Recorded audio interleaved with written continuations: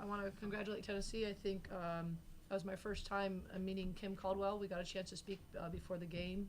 It was great to have Tennessee back in the gym. This is a storied rivalry and a really relationship, and I got a chance to talk to her about that. Obviously, started by Pat and Tara way back when. So it was a great early season experience for our team. Tennessee is extremely physical. They're athletic. They trap. They really kind of, challenge you to make a lot of reads out there. So credit to them. I'm very proud of our team. I thought people really battled. I was really excited about the crowd that we had tonight. They really helped our team. We had a great third quarter. But the biggest thing is it's December, and we can learn from this. Obviously, I have 30 turnovers. That's extremely disappointing. But to have 30 turnovers and to have the opportunity to be right there to win the game, I think to us that shows our team how much we can improve.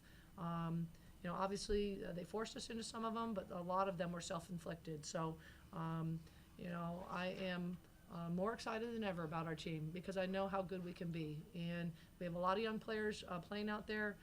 Chloe and Nunu, kind of some of the hard lessons that we learned last season. It's really exciting to see them step up and take a leadership on the role on the floor. And, we're just going to have to learn and improve.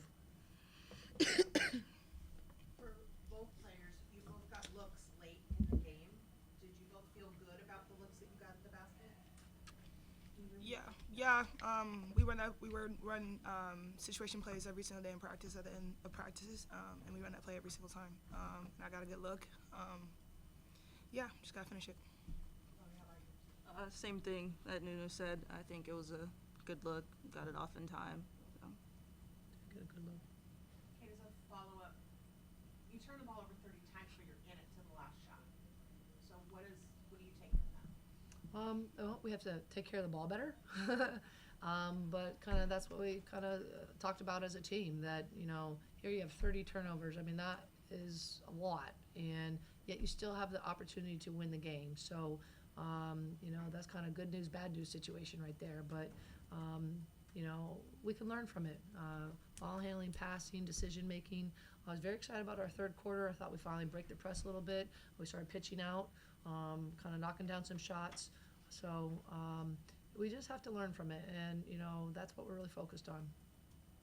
Defensively, and ladies, it seemed like, to all of you, it seemed like your team was also jumping in the passing lanes and being disruptive and making some steals. How did you feel about the defensive efforts, Kate? Because it kind of looked like they were helter-skelter at times because of your pressure. Well, I think, our defense is kind of something I think we've been trying to hang our hat on early this season. Has probably been ahead of our offense. When we guarded them really well and we're following our scouting report and our game plan, I thought it was very effective. As the game goes on, there is slippage, and, obviously 55 was a handful. She got herself going, driving right to the basket. We just needed to make a few more plays. For Chloe, in the third, you guys were down for a bit, and then you hit these two really big threes, and you guys go on a bit of a run. What was the mindset shift there, or what were you focused on in that moment? I think as a team we've been down multiple times this year, and maybe that's something that in the past we haven't always been able to come back from. And so I think just sticking together, having those tight huddles, being with each other, and just continuing to play as a team and knowing like we can still do it and believing in ourselves. Did you call for a miss on the second free throw down two with whatever it was 13 seconds left? No. No. Are you happy with how it played out? Obviously you tied the game, but was your plan just to make it, play defense, try to get the ball back at all? Yes, it was, but, obviously our fitness has been something we've really counted on thus far, but it ended up working out. Nunu had a big rebound and a good offensive rebound put back. What kind of game like this too? You have a couple of freshmen, some young players who are getting some key experience this early games. Is this a game that sort of can give momentum, even though it's a tough loss to some of them, at this level, playing at with these high stakes? Yeah, like you said, it's experience, and you can't replace experience. And so we need these games. We need them because it's only going to get tougher. And so we have a lot of data to look at and a lot of film to look at in terms of just like what can we do, what can we not do, what are we doing well, what are we not doing well. And so, yeah, I mean, I feel like they played great. I mean, we all make mistakes, and they did some great things. And I think, yeah, it's a learning experience. We all went through it. We were all freshmen once, so definitely they're doing amazing. And how, some of those, like Kate mentioned, and some of those turnovers are coming from trying to run up tempo and make things happen and creating for each other. I mean, is it just sort of a fine line to cut down on some of those, but still run the pace that you want to run offensively? Yeah, I mean, I feel like it was just kind of a different look each and every time.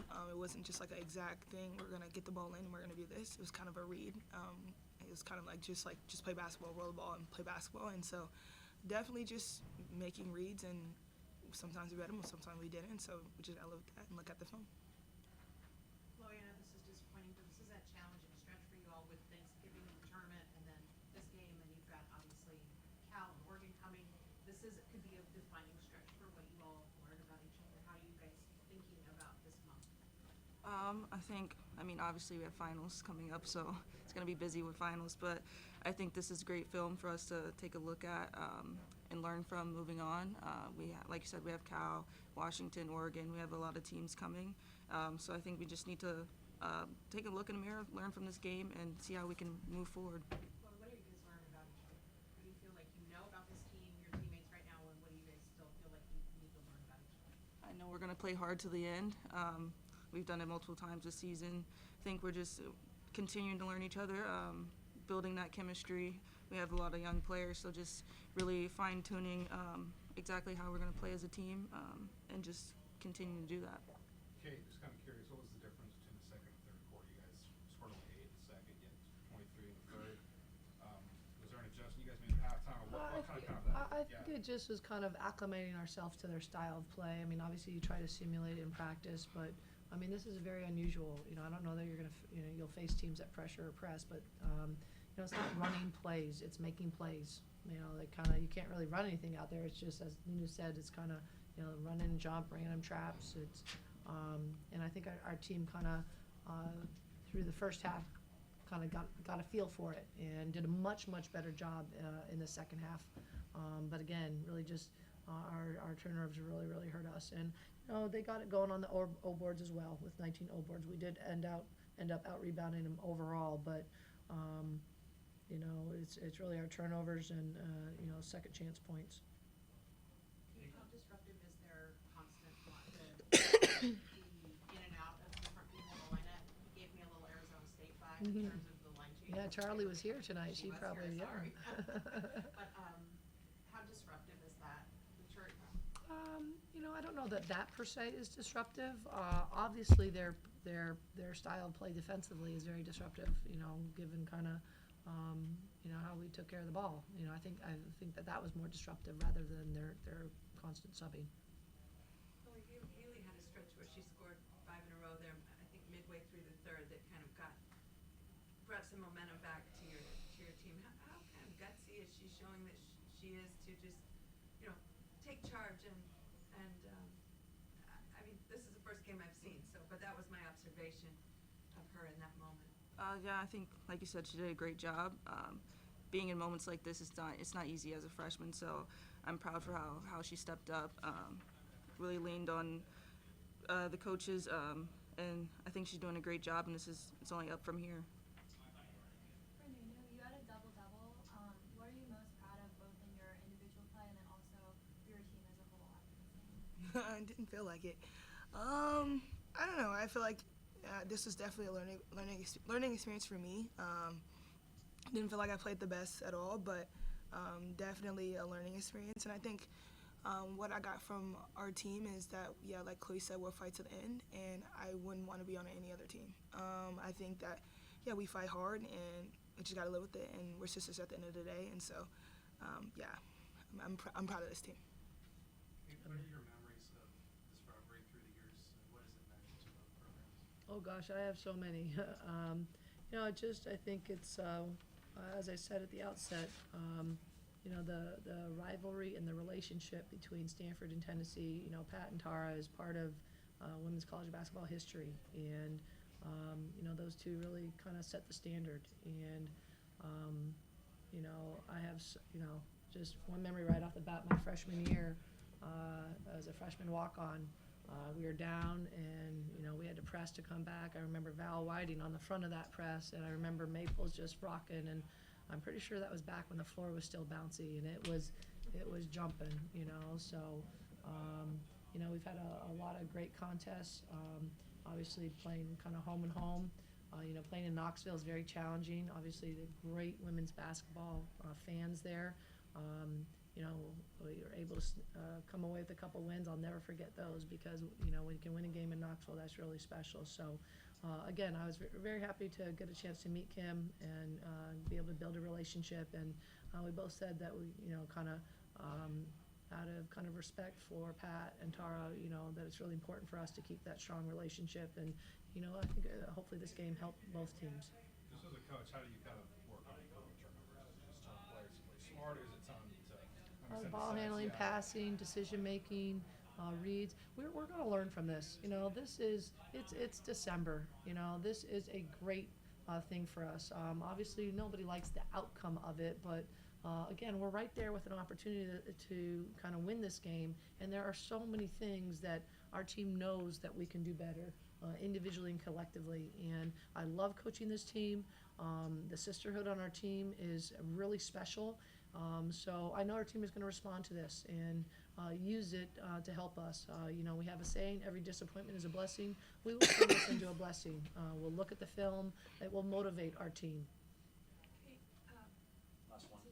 tonight I saw Andrew Luck and DeVito, your new coach, men's coach, football team, volleyball team. I mean, I think that's pretty special at Stanford.